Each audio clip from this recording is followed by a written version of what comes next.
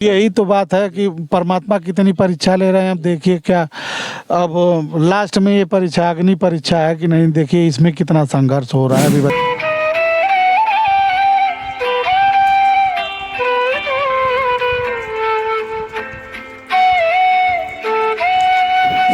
कुछ दिन के बाद मतलब बेहोश हो गया था, 36-48 घंटा बेहोश रहा। होश में आया तो ये हाथ, ये पैर और ये वाली आँख तीनों में असर हो गया। और शादी होना और इनके जैसे फरिश्ते मिलना, दोनों में बहुत अंतर है। शादी तो ऐसी हुई है जिसको पत्नी पति को पीट रही है, थाना पुलिस आ रहा है, मार फौजदारी हो रही है, झगड़ा लफड़ा हो रहा है।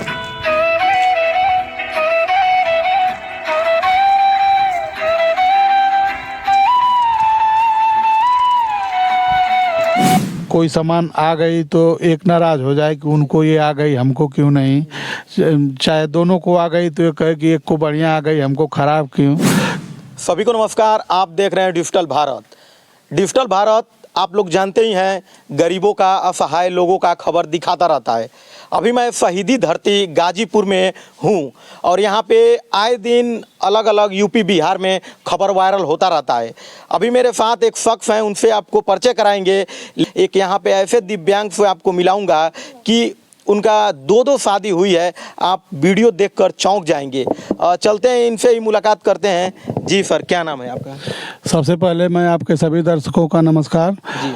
मेरा नाम रामविलास यादव है, मैं गाजीपुर का रहने वाला हूं सर जी। अपने बारे में बताइए कि बहुत से लोग खबर चला रहे हैं लेकिन वो आपके जीवनी के बारे में नहीं बता रहे हैं। जब आपका स्टार्टिंग से, जब ये आपका पैर पोलियो मारा है कि पैरालाइज हुआ है कि क्या हुआ है, इसके बारे में बताइए। क्योंकि आप दिव्यांग हैं, 80% आपके सर्टिफिकेट में दिव्यांग की सर्टिफिकेट आपको बनाया हुआ है, तो इस पर क्या कहना चाहते हैं, कैसे हुआ? देखिए, मैं बचपन से विकलांग नहीं था। 4-5 साल का हुआ, बुखार आया, बुखार में ले जाके झोला छाप के यहाँ दवा लगवा दिए, इंजेक्शन, और इंजेक्शन लगते ही बुखार उतर गया और इस पैर में दर्द होने लगा। और कुछ दिन के बाद मतलब बेहोश हो गया था, 36-48 घंटा बेहोश रहा। होश में आया तो ये हाथ, ये पैर और ये वाली आँख तीनों में असर हो गया। और फिर गरीबी थी, पिताजी देखे, अपने माता पिता के हम इकलौते लड़के हैं, पिताजी इस स्थिति को देखे तो डिप्रेशन में चले गए। हमें दवा की ज़रूरत थी तो उसी टाइम में डिप्रेशन में हो गए। तो अब जो गार्जियन जो दवा करवाने वाला है वही डिप्रेशन में चला गया। पिताजी लोग थे तो वो लोग अलग कर दिए, हमारे पिताजी 3 थे, पिताजी के भाई, तो वो लोग अलग कर दिए। तो उसी तरह से झेलते झेलते मतलब पढ़ाई लिखाई हुई, पढ़ाई लिखाई होने के बाद शादी हुई। शादी एक विकलांग व्यक्ति की होना बहुत बड़ी उपलब्धि है। उस समय हमारी भी शादी हुई तो पिताजी की हार्दिक इच्छा थी कोई लड़की मिल जाए, शादी हो जाए किसी तरह से। कहाँ तक पढ़ाई की है? BA तक पढ़े हैं सर। उसके बाद क्या हुआ? पढ़ाई करने के बाद शादी हुई। शादी करने के बाद अब एक घर में अलग तरह की खुशी हुई जी। लेकिन परमात्मा को क्या मंजूर था, 2-3 महीने के बाद वो लोग आए विदाई करवाने के लिए। तो ये हुआ कि भाई बहू आई है, घर में खाना दाना बनाने वाला कोई नहीं है तो ये नहीं जाएंगी। लेकिन वो लोग ज़बरदस्ती कहे कि नहीं, 10 दिन के लिए भेजिए, 10 दिन के लिए जाएगी, फिर आप बुला लीजिएगा। तो 10 दिन के लिए गई यहाँ से। 2-3 दिन के बाद, यहाँ से जाने के 2-3 दिन के बाद गाय छोड़ा के खेत में चल रही थी, उसको उठा के बांधने के लिए गई। पकड़ के लेके आ रही थी, बस पीछे से भैंस गाय उठा के इनको फेंक दी। जो नई वाली हैं, जो बड़ी आपकी वाइफ है उनको? जी, ये आशा जी को। अच्छा, ये जो पीछे हैं इनको? जी, उठा के फेंक दी। सिंग धंस गई। सिंग धंसने की वजह से पेशाब और पैखाना का रास्ता नोचा करके आंत बाहर आ गई। तो वहाँ से फोन आया कि भाई इनकी तबीयत खराब है। तो हम सोचे यार नॉर्मल रहा होगा, कोई थोड़ा मोड़ा चोट वोट लगी होगी, हमको ये पता, तो हम दूसरे से पता किए तो लोग भुलवाने लगे ज़बरदस्त। ज़्यादा वो प्रेशर किए तो बताए लोग, तो ज़मीन पैर से खिसक गई कि किसी भी हाल में शादी हुई, शादी होने के बाद अब ये स्थिति आ गई।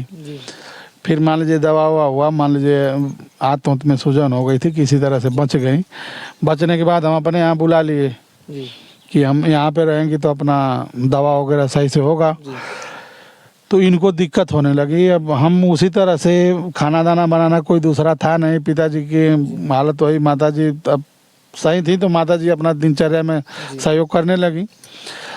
तो 1 महीना इस ठीक ठाक चला, मान लीजिए इनका मदद हो जा रहा था, माता जी सब इनका जो काम था कर देती थी।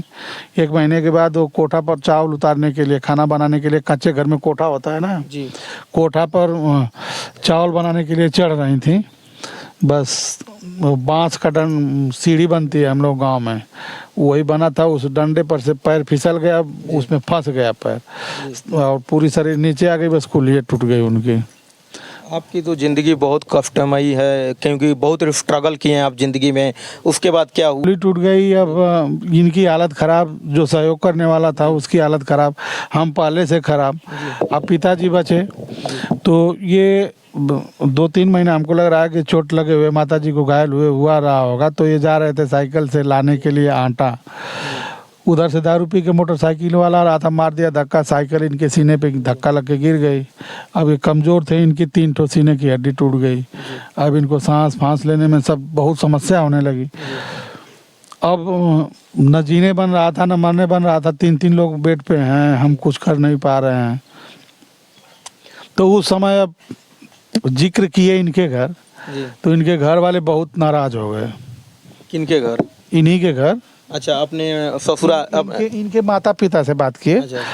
तो हम इनसे कहे कि भाई देखिए, आपके माता पिता तो इस तरह से नाराज़ हो जा रहे हैं, अब आप क्या कर रही हैं? तो वो कहें कि अगर मान लीजिए आपकी इस समय ये स्थिति है और अगर आपका साथ ना दिया जाए तो आप डिस्टर्ब हो जाएंगे, तो ज़्यादा दिक्कत है तो हम आपका साथ देने के लिए तैयार हैं, कोई दिक्कत नहीं है। अगर हमारे माता पिता हमारा सहयोग नहीं करेंगे, विरोध करेंगे, तो भी हम आपके साथ हैं। तो ये हमको थोड़ा ये लगा कि मतलब इस तरह से कार्य होंगे, आएंगी थोड़ो नहीं, साथ नहीं देगा कोई इस विषम परिस्थिति में। तो ज़्यादा दिक्कत होने लगी, अब इनको उठाना बैठाना, इनको उनको सबको दिक्कत होने लगी। तो अब बर्दाश्त से बाहर हो गया, तो हम इनको गए लेने के लिए गए, तो ये बिना बताए चली आई। तो जैसे ही हम घर लेके आए, इनके पिताजी आ गए 2-3 लोगों को लेके। तो हम परेशान हो गए, एक तो घर पे ये हालत है और यहाँ ये लोग आ गए परेशान करने। तो उस समय ये हिम्मत दिखाई और मना कर दी, कहीं वो कहे कि चलो अभी यहाँ पे 1 मिनट नहीं रुकना है। तो ये कहें कि इस स्थिति में छोड़ के हम नहीं जाएंगे, अगर आपको दिक्कत है तो आप जा सकते हैं। तो कहे कि आज अगर नहीं जाओगी तो हम तुमको कभी लेने ही नहीं आएंगे। तो कहे कि कोई बात नहीं है, अगर इस समय इनको छोड़ के जाएंगे तो ये बर्बाद हो जाएंगे, दीदी बर्बाद हो जाएंगी, तो इस समय हम छोड़ के नहीं जाएंगे। अगर नहीं आएंगे तो हम यही नमक खा के जी लेंगे, लेकिन नहीं जाएंगे। तो ये नहीं गई, तब से साथ हैं जी। तो ये जो स्वस्थ हैं उनकी शादी नहीं होती है, आप दिव्यांग हैं, 2-2 शादी किए हैं, इसके पीछे क्या राज है, मेरे दर्शकों को बताइए। देखिए, शादी होना और इनके जैसे फरिश्ते मिलना, दोनों में बहुत अंतर है। शादी तो ऐसी हुई है जिसको पत्नी पति को पीट रही है, थाना पुलिस आ रहा है, मार फौजदारी हो रही है, झगड़ा लफड़ा हो रहा है, वो भी एक विवाह है, वो भी पत्नी है। कोई पति अपनी पत्नी को मार रहा है, पीट रहा है, थाना पुलिस हो रहा है, वो भी एक दाम्पत्य जीवन है, वो भी जी रहे हैं। तो उस तरह का ये नहीं रहा। ये तो अब पत्नी कहें या फरिश्ता कहें या भगवान का दिया हुआ गिफ्ट कहें, अब ये मेरे पास कोई शब्द नहीं है जिसको मैं बता सकूं। तो अब विवाह से डिफिनीशन करना इनका शायद मेरे पास की बात नहीं है। अगर आपके दर्शक देख रहे होंगे तो हो सकता है कर लें, मैं नहीं कर पाऊंगा। आपकी वाइफ की छोटी बहन है, तो क्या ये प्यार मोहब्बत वाली स्टोरी थी कि डायरेक्ट, क्या कैसे कुछ फिल्मी स्टाइल में कुछ हुआ कि डायरेक्ट वैसे ही या शादी हो गया? फिल्मी स्टाइल अगर बनाएंगे तो फिल्मी स्टाइल है, और नहीं बनाए तो फरिश्ता है। फिल्मी स्टाइल का मतलब कि कोई लड़की आज के ज़माने में विवाह करने के लिए अगर कोई जा रहा है ना, तो इनके जैसी लड़कियां 75 ठो नखड़ा बनाती हैं। मैं देखा हूँ समाज में कि नाक टेढ़ी है तो गोरा है तो काला है तो मोटा है, पतला है, कम पढ़ा लिखा है, घर द्वार नहीं है, तमाम तरह की समस्याएं। और इनको तो डे 1 से पता था कि हम काम करेंगे तो हमें खाना मिलेगा। तो अब क्या उसमें, अब उसका तो कोई डिफिनीशन नहीं है कि किस शब्द में उसका डिफाइन करें।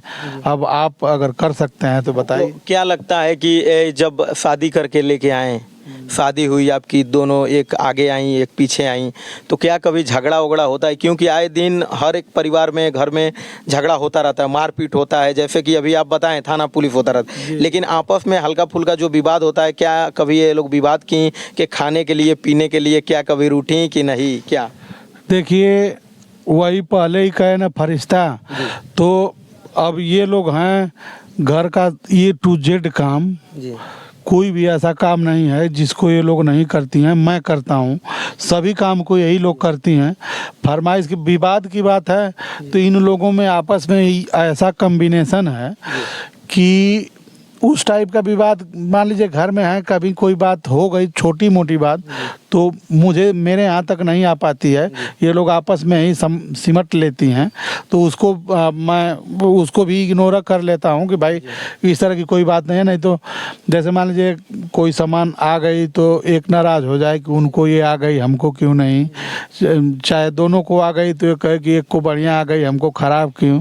तो इस तरह का नहीं है। अगर किसी को कोई सामान ला के दे रहे हैं, दूसरी वाली को पसंद हो गया कि भाई ये चीज़ हमको चाहिए, तो स्व इच्छा से प्रेम से ये दे देती हैं कि ले लो तुम।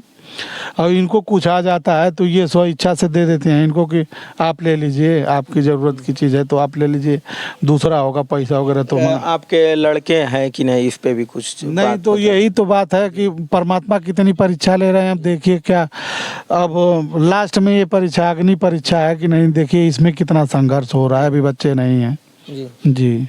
क्या कभी ऐसा हुआ है कि ये बोली कि आज के नए मॉडर्न में जब शादी होता है तो औरत कहती है कि मुझे मार्केट लेके चलिए घुमाने, मार्केट ले चलिए, मुझे शॉपिंग कराइए, क्या है कभी डिमांड की हैं लोग कि नहीं? ये बढ़िया क्वेश्चन है।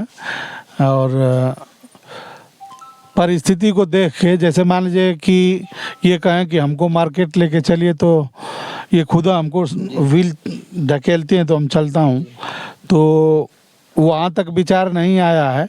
मान लीजिए कभी कोई फंक्शन वगैरह शादी वगैरह पड़ जाती है और पैसा वैसा रहा तो हम खुद कहते हैं कि आप लोग चलिए और जो पसंद की चीज़ है चल के ले लीजिए। ये लोग कभी उस तरह की बात नहीं कही है कि हमको मार्केट लेके चलिए और शॉपिंग कराइए, मुझे ये फरमाइश करिए वो करिए, ऐसा कुछ नहीं रहा है। अब जितने दिन से हमारे साथ रही हैं, एक दो बार हम लेके गए हैं। भाई देखिए शॉपिंग वगैरह की बात तो पैसा करवाता है ना। आदमी कितना हो मजबूर हो, अगर पैसा है तो गाड़ी बुला लेगा, गाड़ी कर लेगा, चला जाएगा, किसी मॉल में जाके खरीद लेगा, लेकिन उस तरह की इन लोगों में बात नहीं रही है। बात नहीं रही है। आइए इनकी बड़ी जो पत्नी हैं उनसे भी कुछ बात करते हैं कि कैसे जैसे कि एजा हम गाजीपुर में आइल बानी, देमरिया से चल के डिजिटल भारत के टीम गाजीपुर में आइल बा, तो का जब ये शादी कैना तो रौरा के दुख नहीं लागल, दर्द नहीं लागल कि हमरे बहन से ही शादी कर लेना, छोट बहन से? ए पे का कहल चाहता नहीं रौरे? ना कुछ ना कहे, खुशी है कोनी कोला। आप खुश हैं? हाँ। यहाँ पे ये जो छोटी वाली हैं इनसे भी बात किया जाएगा कि कैसन लगा था, मतलब शादी का के शादी भइले कितना दिन हो गए, को साल हो गए?